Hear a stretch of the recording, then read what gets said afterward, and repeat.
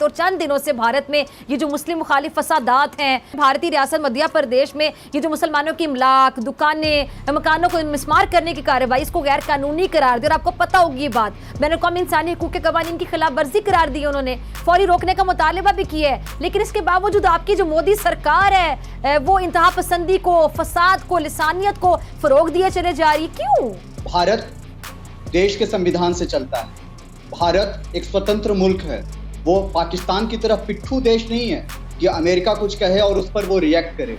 भारत अपना संविधान लेकर के चलता है, स्वतंत्र देश है, गणराज्य है। इसलिए भारत को कोई निंदा करे, कोई कुछ कहे, उससे भारत को फर्क नहीं पड़ता है। क्योंकि राम राम मित्रों, आप सभी का हार्दिक स्वागत है आपके अपने चैनल द हिंदुस्तानी कल्चर में। और आज हम आप सभी के लिए एक ज़बरदस्त वीडियो लेकर आए हैं जो आप सभी के लिए बहुत ही ज्ञानवर्धक साबित होगा। तो आप वीडियो में अंत तक बने रहिए और वीडियो को लाइक एंड शेयर अवश्य करें और चैनल को सब्सक्राइब करें, जिससे कि आप भी द हिंदुस्तानी कल्चर का हिस्सा बनिए। इस वीडियो का ओरिजिनल लिंक भी आपको डिस्क्रिप्शन में मिल जाएगा। तो चलिए वीडियो को स्टार्ट कर लेते हैं। भारत संविधान से चल रहा है, नियम कानून से चल रहा है, और जो कोई भी इस देश में गंदगी फैलाएगा, जो कोई भी इस देश में अतिक्रमण करेगा, इनक्रोचमेंट करेगा, उसकी दुकानें तोड़ी जाएंगी, उसका मकान तोड़ा जाएगा। अच्छा, यानी आप कह रहे हैं कि सही हो रहा है जो हो रहा है वहाँ पे, दुकानें तोड़ी जा रही हैं, मकान तोड़ा, किसी पे जुल्म हो रहा है, तो ये सही हो रहा है? आप मतलब आप इसके साथ अग्री कर रहे हैं उसके साथ? सरकारी जमीन पर कब्जे को आप जुल्म कहेंगे? हम आपके मकान पर कब्जा कर लें, क्या आप मुझे नहीं भगाएंगे? चलें शाह साहब, गुलाम मोहम्मद शाह साहब, ये सरकार की जो ये कहानी सुना रहे हैं नीरज, क्या ऐसे मामला ये है? ये जो कहते हैं सेकुलर भारत है, तो ये सेकुलर तो कहना छोड़ देना खुद को। ये हिंदुत्व भारत है जहाँ पे सिर्फ हिंदुत्व का राज है। आपके यहाँ तो सब लोग एंटी मुस्लिम है, उनको प्रमोट किया जा रहा है। थोड़ा पेशेंस लेकर के सुनिएगा, एक एक सवाल का जवाब हम देने जा रहे हैं। जी जी, आपने कहा कि हमारे यहाँ संविधान नहीं, बोलिए। हमारे यहाँ संविधान नहीं होता तो आज नरेंद्र मोदी देश के प्रधानमंत्री नहीं होते। हमारे यहाँ इमरान खान की तरह लोगों को हटा दिया नहीं जाता। हमारे यहाँ आर्मी सत्ता पर राज नहीं करती। कितनी बार आपके यहाँ आपके प्राइम मिनिस्टर को हटाया गया, कितनी बार आपके प्रधानमंत्री को सजा दी गई, खुलेआम भुट्टो साहब को खुलेआम फांसी दे दी गई। आप कह रहे हैं संविधान, पाकिस्तान में संविधान है, हिंदुस्तान में संविधान है, ये याद रखिए, आप भूलिए मत। रही बात, आपने दो चार नाम लिए, अभी शाह साहब ने नाम लिए शर्जिल इमाम का। शर्जिल इमाम क्यों आज जेल में बंद है? उसके स्टेटमेंट्स को बताइए। भारत के साथ दुश्मनी करने वाले, भारत के साथ गद्दारी करने वाला हर शख्स शर्जिल इमाम खैर मनाए इस देश के संविधान का कि वो अब तक जिंदा है। अगर ऐसे लोग पाकिस्तान में होते तो कब कर उसको फांसी पर चढ़ा दिया गया होता। आप बात कर रहे हैं हिंदुस्तान की। हिंदुस्तान को मत समझाइए, मत बताइए कि आप हिंदुस्तान को क्या करना है। हिंदुस्तान जो कर रहा है वो सही कर रहा है। आपने कहा कि मुसलमानों पर जुर्म होता है, आप भूल जाते हैं कि जितने मुसलमान आपके देश में नहीं हैं उससे कई गुना ज्यादा, कहीं ज्यादा इस देश में हैं। 21 करोड़ से ज्यादा मुसलमान इस देश में रहते हैं। आपकी पूरी जनसंख्या भी इसकी आधी से कम है। आप समझिए कि आप क्या हैं और हम क्या हैं और कितने मुसलमान रहते हैं। यहाँ हिंदुस्तान में हिंदू और मुसलमानों में प्यार है, सिख और ईसाई में प्यार है। आप चंद नाम लेकर के आते हैं और कहते हैं कि जुल्म हो रहा है। जो कोई भी इस देश में, भारत अच्छा, जिसका मुंह बोलता सबूत हम आए दिन देख रहे होते हैं, आ रही होती है वीडियोस जहाँ पे मुसलमानों के साथ जो हो रहा होता है, ये तो सिख है, क्यों एहतजाज कर रहे हैं, क्यों चाहते हैं खालिस्तान? हर कोई जो इस देश के खिलाफ, सारी माइनॉरिटीज। कौन सी माइनॉरिटीज? आप अपनी माइनॉरिटीज देखिए ना। 1947 में आपके यहाँ माइनॉरिटीज की संख्या, हमारे यहाँ माइनॉरिटीज को कुछ भी नहीं है, सब बड़े खुश हैं। आपके यहाँ हमारे यहाँ तो ऐसे कोई वाकया पेश नहीं आते। अरे आपके यहाँ तो कुछ नहीं होता जो जबरन। और अगर कोई इक्का दुक्का ऐसा वाकया पेश आएगा तो गुलाम मोहम्मद को बता दें कि हमारी पूरी रियासत जालिम के साथ नहीं खड़ी होगी, मजलूम के साथ खड़ी होगी। ऐसा ही है गुलाम मोहम्मद साहब। अच्छा, अब में आपकी बात शादियां करते हैं, आप जबरदस्ती बच्चे पैदा करते हैं। आप पाकिस्तान में क्या कर रहे हैं माइनॉरिटीज के साथ? ये किसी से छिपा नहीं है। 1947 में आपके यहाँ माइनॉरिटीज। अच्छा, बताएं क्या कर रहे हैं, आप बताएं वाकया कुछ, हम भी फिर आपको बता देते कि आपके यहाँ कहाँ क्या क्या कुछ हो रहा है। डॉक्टर फिजा सुन लीजिए ना, सुन लीजिए। आप बताएं ना कि हम क्या कर रहे हैं, बताएं आप। 1947 में माइनॉरिटीज 10% से ज्यादा थे। आज माइनॉरिटीज आपके यहाँ कितने हैं? 2.5-3% पर आ गए। कहाँ गए ये 7-8% की जो आबादी है वो कहाँ चली गई, और बढ़ने से ज्यादा कम क्यों होती चली गई? ऐसा क्या कर दिया आपने? आप आदमखोर शेर तो है नहीं जो किसी इंसान को खा रहे हैं। बेसिकली आपने उनको भगा दिया, बेसिकली आपने उनको मार दिया, और जो बच गए उन पर जुल्म ढा रहे हैं, उनसे जबरदस्ती शादियां कर रहे हैं। आए दिन आप क्या टीवी अखबारों में धीरज रखिएगा। मैं आपके रेफरेंस, आपकी लोकसभा के रेफरेंस और आपकी पार्लियामेंट के रेफरेंस के साथ आपको जवाब देता हूं। आपने कहा कि 47 में मिनॉरिटीज इतने परसेंट थी और अब इतने परसेंट हो गई है।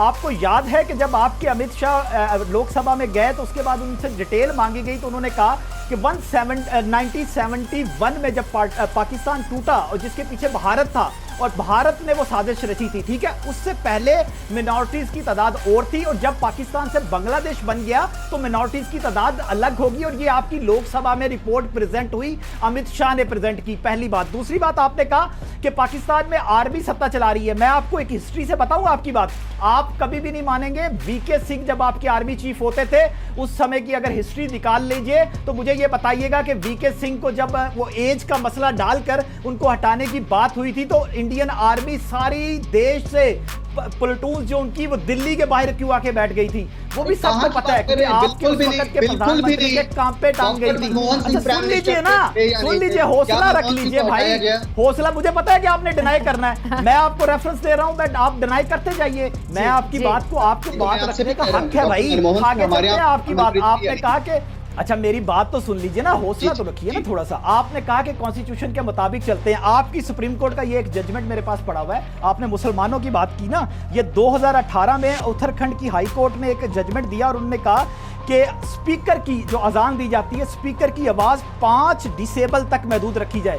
डॉक्टर साहब इंटरेस्टिंग बात पता क्या है? इंटरेस्टिंग बात यह कि जब इंसान सांस लेता है ना तो उसकी आवाज 10 डिसेबल होती है, यानी कि उन्होंने ऑर्डर दिया कि 5 डिसेबल तक महदूद रखी जाए, सांस से भी कम आवाज में अजान दी जाए। और खुद ही उसके बाद रात 12 बजे के बाद इन्होंने वो डिसीजन वापस लेना पड़ा उनको। ये है आपकी कोर्ट, ये उनके जजमेंट्स हैं। आप बातें करते हैं, हमें सिखाते हैं भाई। आप यहाँ पे बात करते हैं ना, यहाँ पे मॉब लिंचिंग हुई ना सियालकोट के इंसिडेंट की, आपने कल डिसीजन देख लिया। हमारी पूरी कौम खड़ी होती है, ऐसा कोई इंसिडेंट एक दुक्का होता है, आपके यहाँ वहाँ पे मंत्री बना दिया जाता है।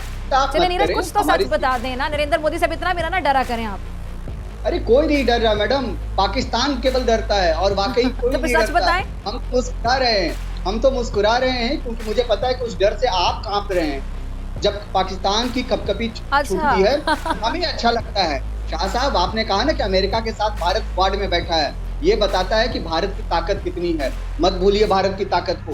आप अगर अच्छा मैं आपको एक नीरज की बात बताऊं, वैसे मजे की बात यह है कि आप जिस अमेरिका की बात कर रहे हैं ना, हम उनके बड़े लंबे समय तक अलाए रहे हैं, हम उनको बड़े अच्छे तरीके से जानते हैं। जो हमने चूक लिया ना वो आप भी चूक लीजिए। आप नेटो के मेंबर रहे हैं, पाकिस्तान अलाई रहा है, लेकिन क्या पाकिस्तान किसी ऐसे संगठन का सदस्य भी रहा है अमेरिका के साथ? एक नाम बताएं जहां अमेरिका के साथ पाकिस्तान कदम से कदम पाकिस्तान। ओ भाई पाकिस्तान अभी कुछ समय पहले तक अलाई था, मेन अलाई था। वार ऑन टेरर में पाकिस्तान मेन अलाई था, फ्रंट लाइन स्टेट था। आप कह रहे हैं एक नाम बताएं? अरे यार आप उस वक्त रशिया के ब्लॉक में थे मेरे भाई, आप पढ़ लिया करें। आप पढ़ के नहीं आए क्या? मैं आपको भेज दूं क्या? जैसा एक ऑर्गेनाइजेशन बताइए, नेटो जैसा एक ऑर्गेनाइजेशन बताइए जहां अमेरिका के साथ पाकिस्तान भी खड़ा है, एक बताइए। और आप कह रहे हैं मैं ये आपको अभी बता रहा हूं कि इतनी लंबी वॉर ऑन टेरर में पाकिस्तान फ्रंट लाइन स्टेट रहा है, पाकिस्तान फ्रंट लाइन स्टेट रहा है ना, है कहां रहा है? तो आज तो हम, मेरी बात सुनिए, हम कोई गुलाम थोड़ी है कि हम उन्हीं के साथ रहें। हम तो बराबरी के ताल्लुकात चाहते हैं, आपकी तरह थोड़ी है गुलाम बन के रहें, आप सर झुका के रहें। 36 इंच की छाती जो है सुकड़ के 2 इंच पे आ जाए, हम वैसे थोड़ी हैं यार।